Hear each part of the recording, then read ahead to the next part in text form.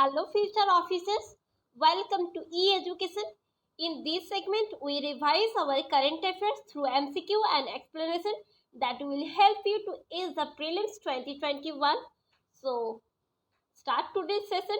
Before that, I will request you to subscribe my channel if you are new here, share with your friends and press the bell icon for regular update. So, let's start today's session. First question related to new CPAD that was recently in news. It is option A are new techniques that will help increase productivity of ships. Statement 2 a rocket system that has been designed to take astronaut in space. Option C American solar power fighter plane and D newly discovered exoplanet by NASA. So here the correct option will option B. Yeah, new SEPAD is a rocket system that has been designed to make astronauts in space. Okay, move on to the explanation.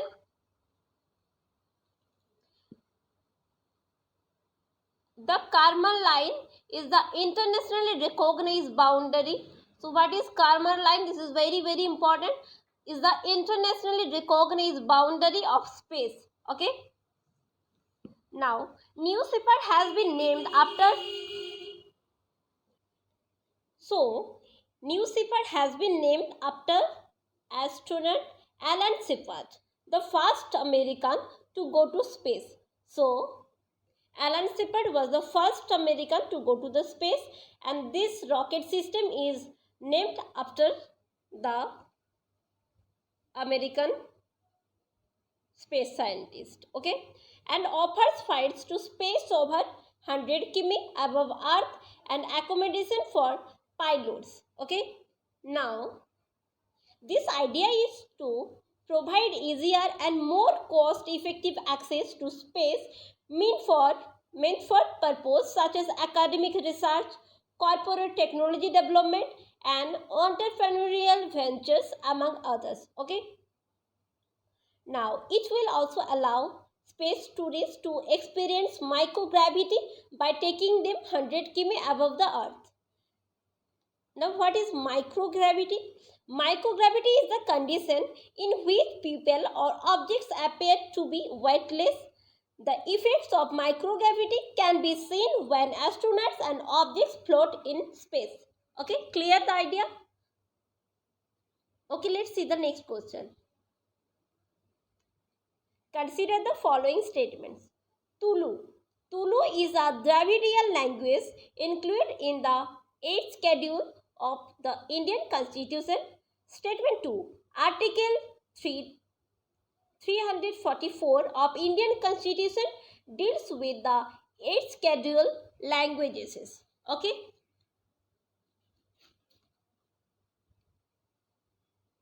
Now, let's see the options. Which of the statements given above is or are correct? Option A, 1 only. Option 2, option B, 2 only. Option C, both 1 and 2. And option D, neither 1 nor 2. Let's see once again.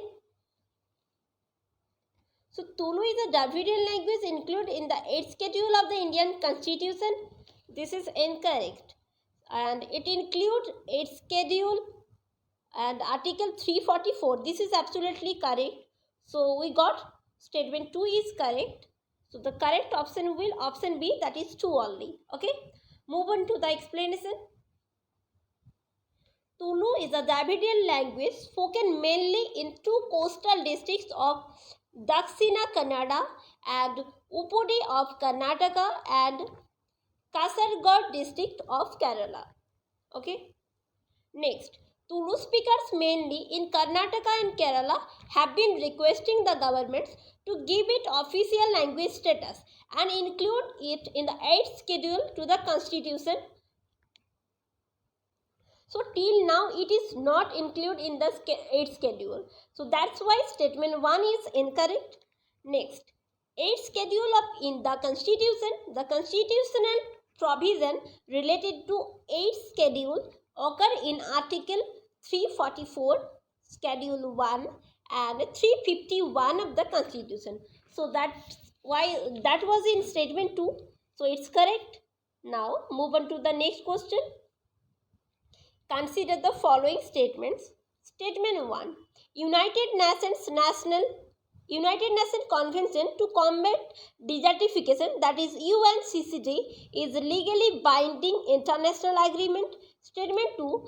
The Great Green Wall Initiative is focused on fighting against land degradation in the Sahel region. Okay. So this is first statement is correct because United Nations Convention to Combat Desertification is a legally binding international agreement. This is absolutely correct. And the Great Green Wall Initiative is focused on fighting against land degradation in the Sahel region. This is also absolutely correct. Okay. Now let's see the options. We have to find out the correct statement. Okay. So already we got both the statements are correct. That is in statement C, option C. So option C will the correct option. Okay. Now let's see the explanation. United Nations Convention to Combat Desertification was established in 1994. The soul means only. So only legally binding international agreement linking environment and development to sustainable land management. Okay. So that's why statement 1 is absolutely correct. Now, the Great Green Wall Initiative by Global Environment Facility, that is also called GEF, where 11 countries in Saharan Africa have focused efforts to fight against land degradation and revive native plant life to the landscape. So that was in statement 2. So that's why statement 2 is also correct. Now, move on to the next question. Consider the following statements. Statement 1. India is a member of International Hydrographic Organization, that is also called IHO. And statement 2. The IHO has recognized Southern Ocean as the world's 5th ocean since 1953. Statement 3. The Southern Ocean is the only ocean that touches the Pacific, Indian and Atlantic Oceans. Okay. So, here the first statement is absolutely correct. India is member of International Hydrographic Organization. And statement 2, this is incorrect. Statement 3, the Southern Ocean is only ocean that touches the Pacific, Indian and Atlantic Ocean. This is absolutely correct. Let's see the options. Now, we have to find out the correct statement. Okay. So, we choose already 1 and 3 is correct. That is in option C. Okay. Now, move on to explanation. The International Hydrographic Organization is an intergovernmental consultative and technical organization, and that was established in 1921. Why it established? To support the safety of navigation and the protection of marine environment. Okay. And most important point that India is also a member of International Hydrographic Organization. Okay. So that's why statement 1 is correct. Now, recently the Oceans of World Ocean Day on 8th June. So this is very important for upcoming exams because 8th June is celebrated as Oceans of World Ocean Day. Okay. And the National Geographical magazine has organized the Southern Ocean as the world's 5th ocean. So, Southern Ocean is recognized as the world's 5th ocean. Okay. Now, next.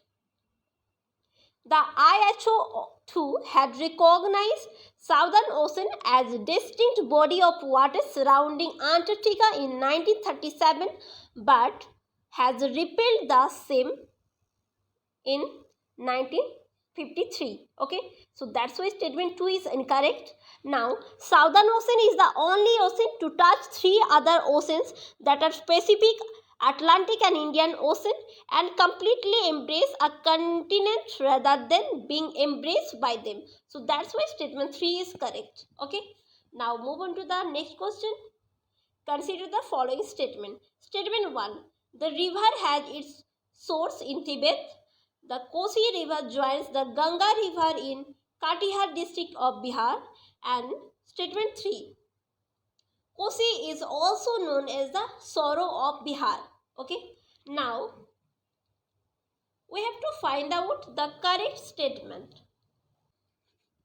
So the river has its source in Tibet is absolutely correct. It's about Kosi River, and Kosi River joins the Ganga River in Katihar district of Bihar. This is also correct. Kosi is also known as the sorrow of Bihar. So here all the statements are correct, and now we have to find out the correct statement. So that is in option D. So D will the correct answer. Okay. Now let's see the next question. Let's see the explanation. Kosi is a transboundary river which flows through Tibet, Nepal and India. Okay. It has its source in Tibet that includes the world's highest upland. It then drains a large part of Nepal before emerging onto the Gangetic plains. So that's why statement 1 is correct. The river crosses into northern Bihar, India, where it branches into distributaries before joining the Ganga River near Kursela in Katihar district. So that's why statement 2 is correct. Next, its unstable nature has attributed to course changes and heavy sleet it carries during the monsoon season, and flooding in India has extreme effects for Kosi River. Kosi carries the maximum amount of sleet and sand after the Brahmaputra in India. Okay, so this is the cause. That's why the Kosi River is known as the sorrow of Bihar, as the annual floods affect about 21,000 kilometers of fertile agricultural lands, thereby distributing the rural economy. So that's why statement 3 is also correct.